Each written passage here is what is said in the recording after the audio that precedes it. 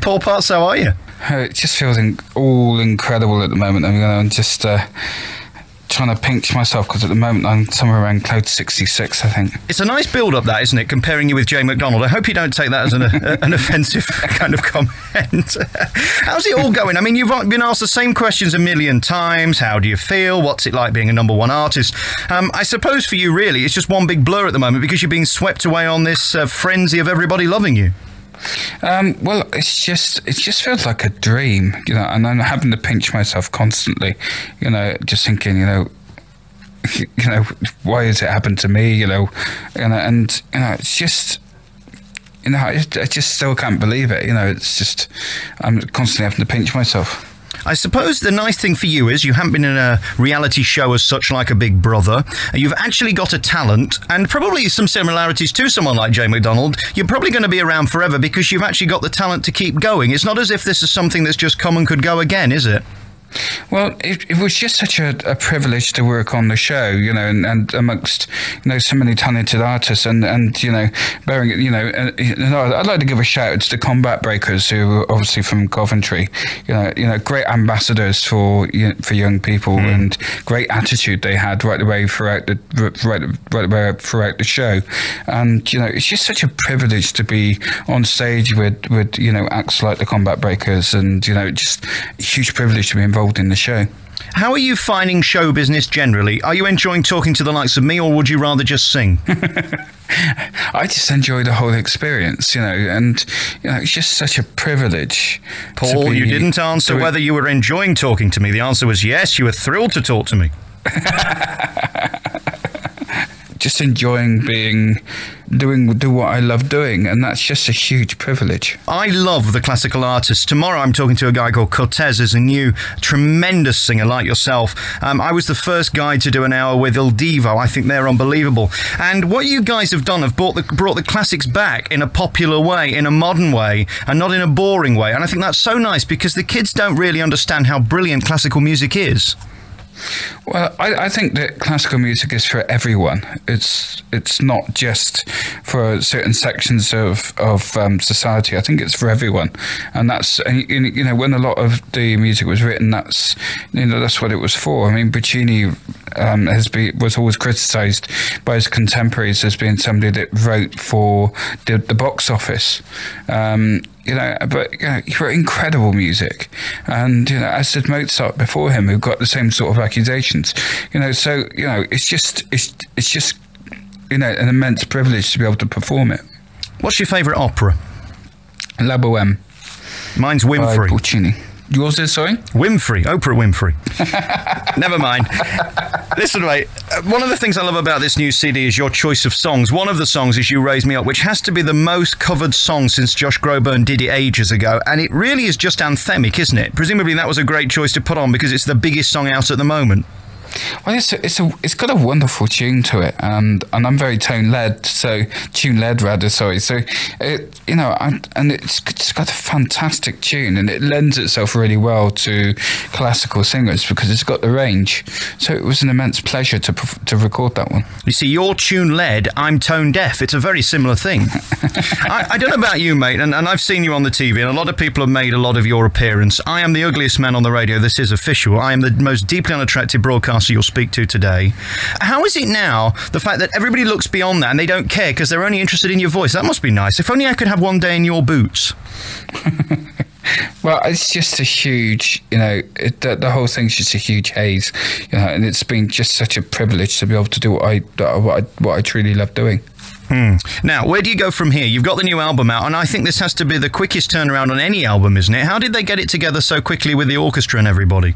I don't know. I just walked in and the orchestra were there, so I didn't really get involved in all the bookings and things like that. So, but what I mean is that's not easy, is it? To get a whole orchestra and the right notes together in the right key for you to sing them. I mean, that must have taken a massive amount of organisation for them to pull it around so quick. I think that's a positive thing for the record company and how they were able to get everything organised quite that quickly and to get it organised so well.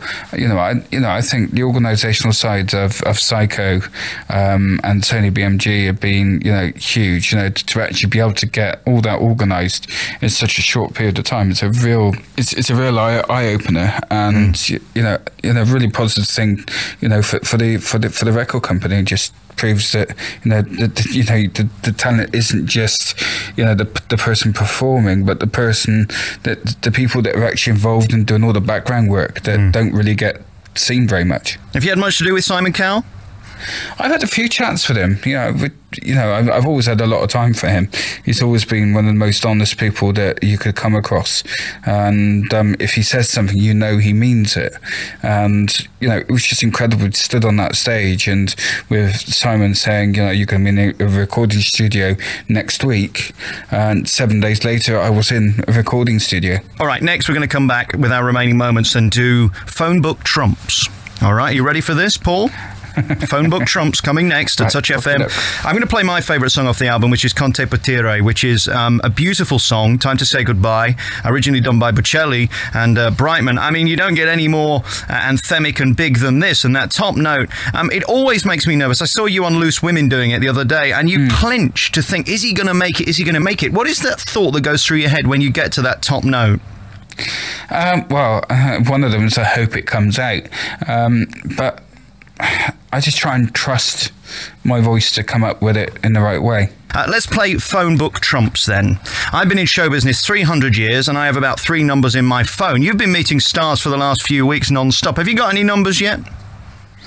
Any important ones? Yeah, showbiz types. I haven't got any showbiz numbers in there at all. Really? No, I've got none. Good luck. Well, I'm very disappointed in you. I'd have thought you'd at least collected a few. You might have been able to get Sue Pollard or somebody. I just realised the other day I had to delete Bernard Manning from my phone. No point keeping that there anymore, is there? I've really got none in there at all. Who would you like in your phone then? There must be somebody showbiz you'd like to be able to ring. No, I really can't think of anybody. Well, who's your biggest hero then? I think Pavarotti's one of my biggest heroes, because he's always able to sing with good technique without really showing any strain. He's one of the singers that I've admired for getting beyond illness is Jose Carreras, who came through leukemia, of course. I interviewed Bocelli last year and I was very lucky to do it. It was one of 2 interviews he did in this country, and very shy man, a very private man.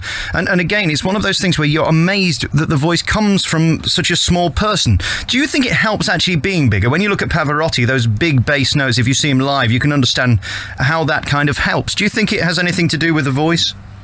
I don't think it has a lot to do with the voice. Has a lot to do with size. It's more about how much lung capacity you have and how much support you give the sound from your diaphragm. Also, I want to talk to you about the NME. They've been all over the press with you. They're a Coventry group. What's the nonsense? Is it a storm in a teacup? Is it one of those media things that's kept you going in the papers? Because we all need those from time to time. I have no idea. I mean, I wish them all the best. I hope they continue to do well. What did they say something disparaging about you then, or what was it? I don't know. I haven't really paid too much attention. We shan't worry about that then. It's a nothing. I don't really think about other people, but I do wish them all the best. I mean, do you worry how you do come across? Because obviously this is a difficult business where they're looking for the expose. They're looking to get you on front page of the News of the World. You kind of sell your soul to the devil when you come into this business, don't you? Has that concerned you? Because you seem like a brilliantly private man. I'm just me, and I continue to be who I am. And all respect to everybody else that's in that's doing their best to work in an industry they like working in, and all the best to everybody else that's out there. Are we going to see you live next year?